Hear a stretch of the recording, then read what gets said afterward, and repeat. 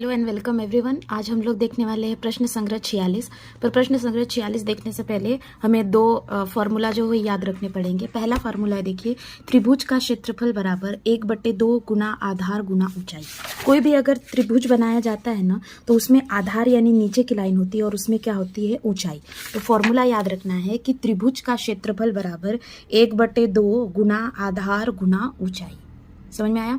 यदि अगर वो त्रिभुज समकोण त्रिभुज हो, समकोण त्रिभुज यानी उसमें एक जो कोण है वो 90 डिग्री का हो, तब उसका फॉर्मूला है त्रिभुज का क्षेत्रफल बराबर 1/2 गुना समकोण बनाने वाली भुजाओं की लंबाइयों का गुणनफल।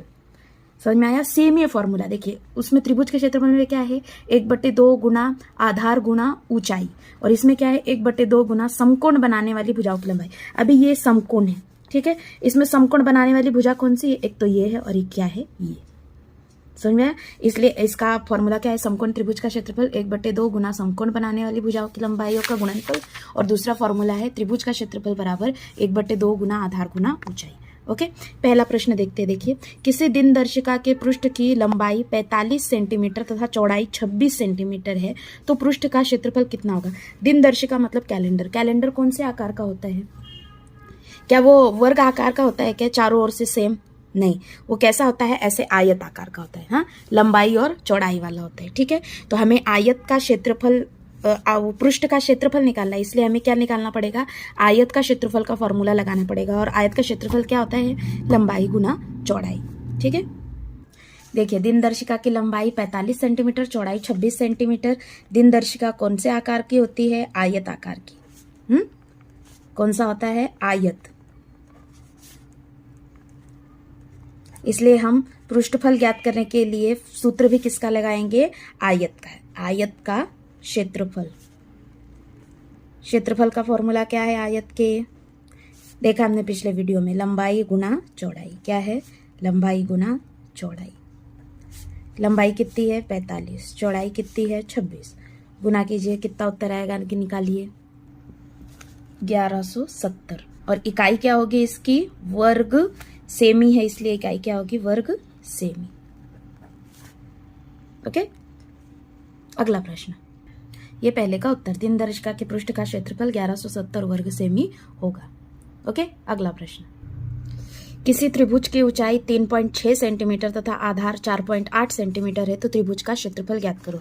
अभी क्षेत्रफल का फॉर्मूला देखा हमने, 1/2 गुना आधार गुना ऊंचाई, ठीक है। इसका आधार कितना है? 4.8। ऊंचाई कितनी है? 3/6, ठीक है। फिर हम क्षेत्रफल का फॉर्मूला लगाएंगे, त्रिभुज का क्षेत्रफल बराबर क्या है फॉर्मूला? 1/2 गुना आधार गुना ऊंचाई। आधार कितना है? 4.8। ऊंचाई कितनी है? 3.6, ठीक है। 2 को 4.8 से भाग देंगे, कितना आता है देखेंगे, ठीक है। 2 दूनी 4, ये पॉइंट लगेगा, 2 चौके 8, कितना आया भाग देके? 2.4। कट करेंगे, 2.4, क्या बचा? 2.4 गुना 3.6। 2.4 और 3.6 को गुना करो, 2.4 गुना 3.6, 6 चौके 24, 6 दूनी 12, 13 14, 4 तियाँ 12, हंसी लगाए, 1 3 दूनी 6 और 1 7, 4 6 8। ये एक पॉइंट और ये एक, तो दोनों कितने हुए? 2 अंक छोड़ के पॉइंट देंगे, कितना आया? 8.64। क्षेत्रफल है, इसलिए क्या आएगा? वर्ग सेमी।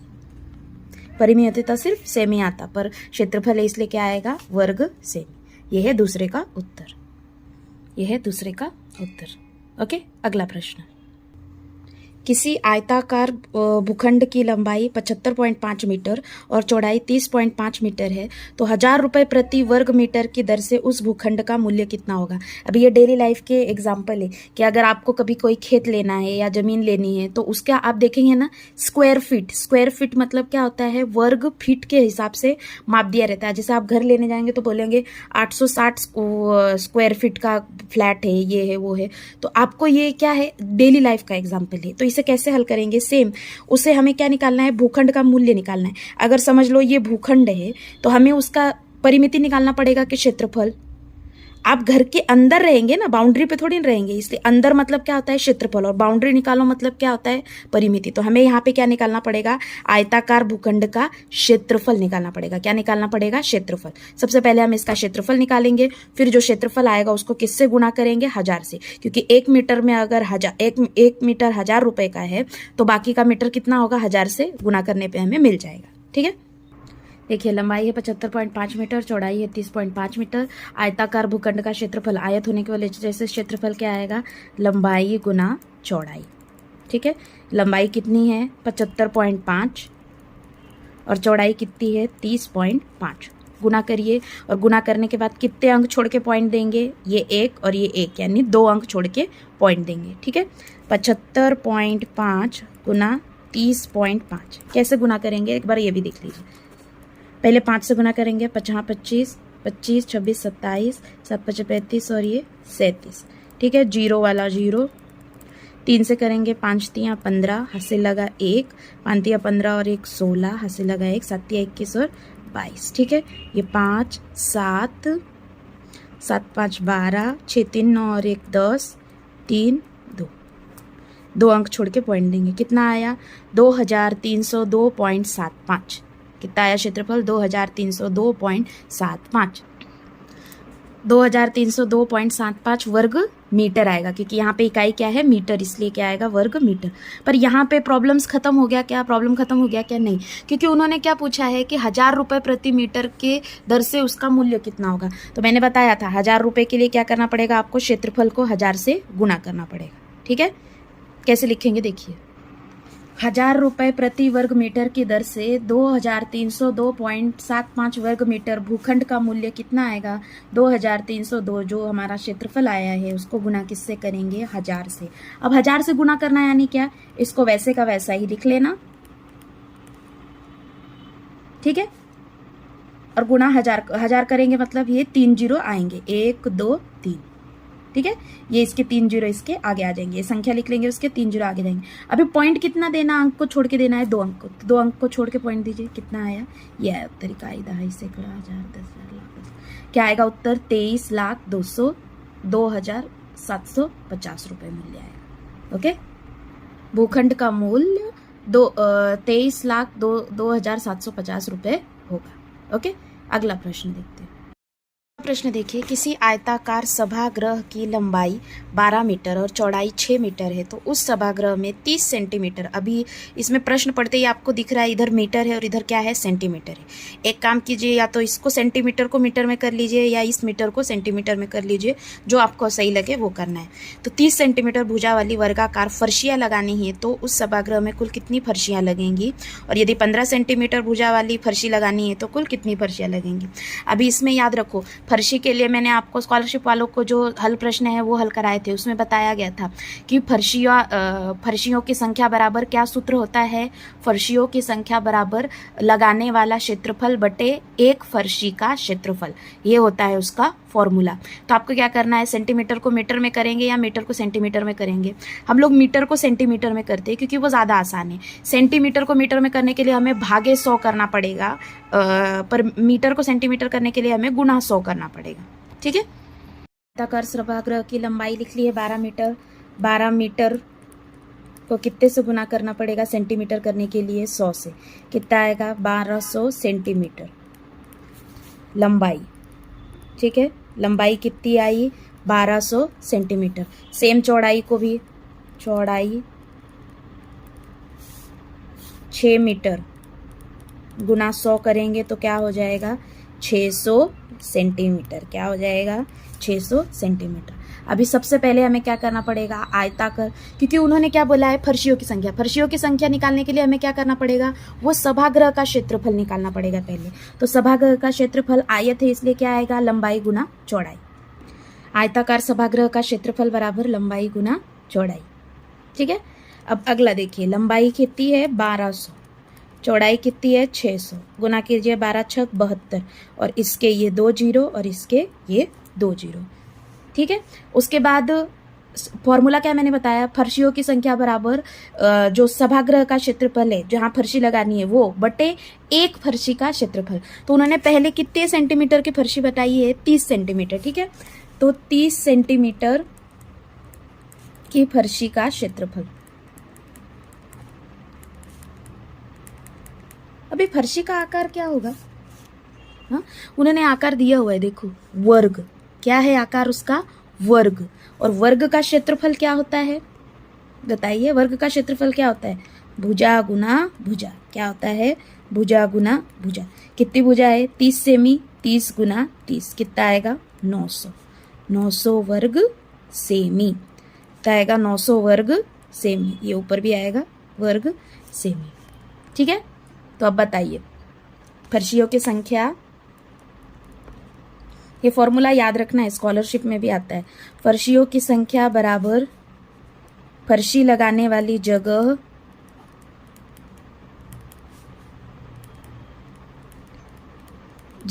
यहां क्या है वो जगह? सभागृह का क्षेत्रफल बटे एक फर्शी का क्षेत्रफल।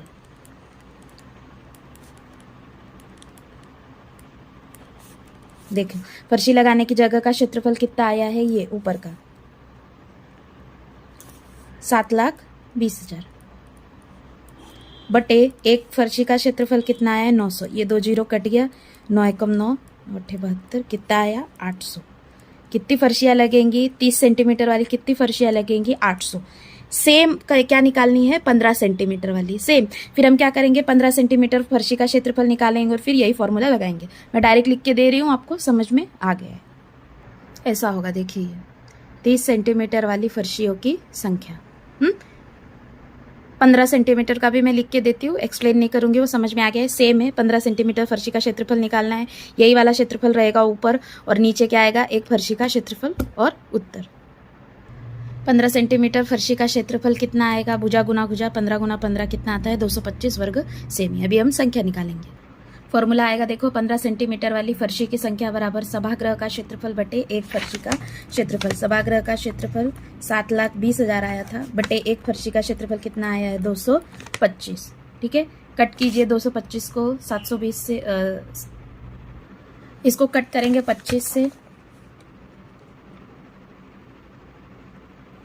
25 के पहाड़े में 225 कितने बार में आता है? 9 बार में। ओके, ऊपर को कट कीजिए, अभी 25 से भाग दीजिए। 25 एकम 25, 25 दूना 50, 25 तियां 75, 2 50। 50 से करने के बाद कितना आएगा? भाग देने के बाद ऐसे भाग दीजिए।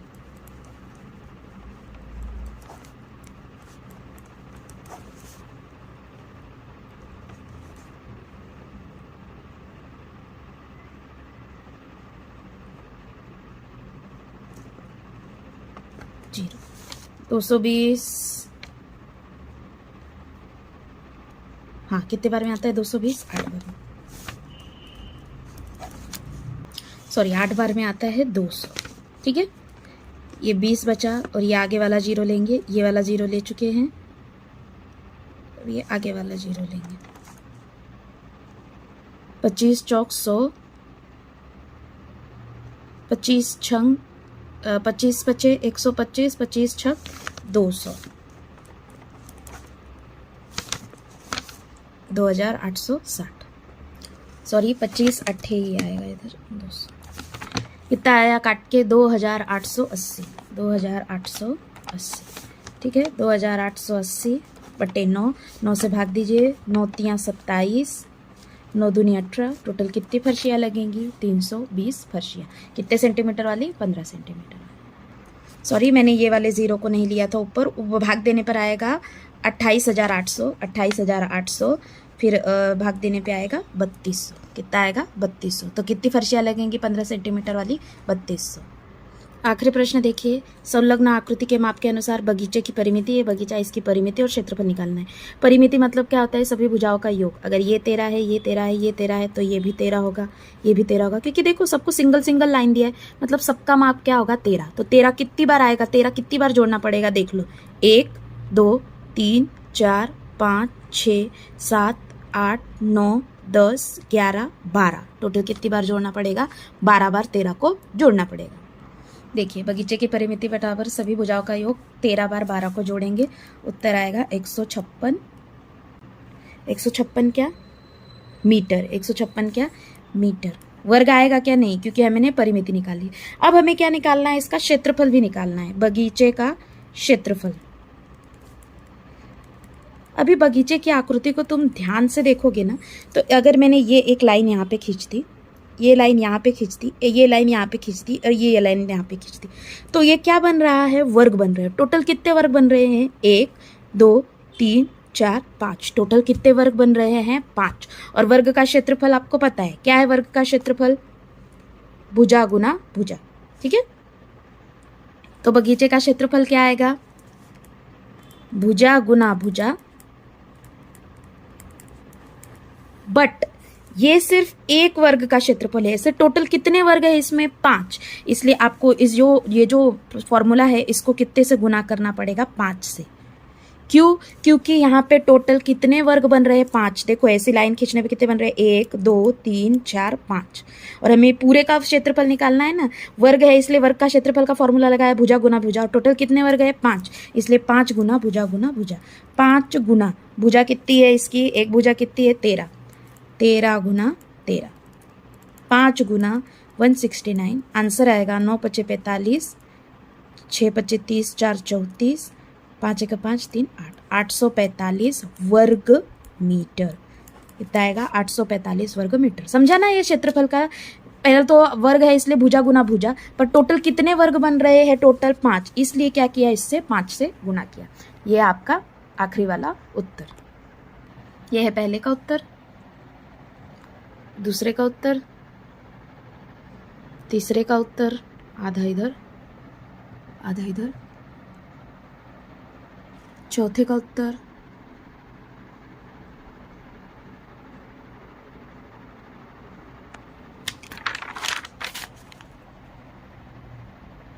चौथे का उत्तर और ये पांचवे का उत्तर। मिलते हैं अगले लेक्चर में अगले वीडियो के साथ। तब तक के लिए थैंक यू फॉर वॉचिंग।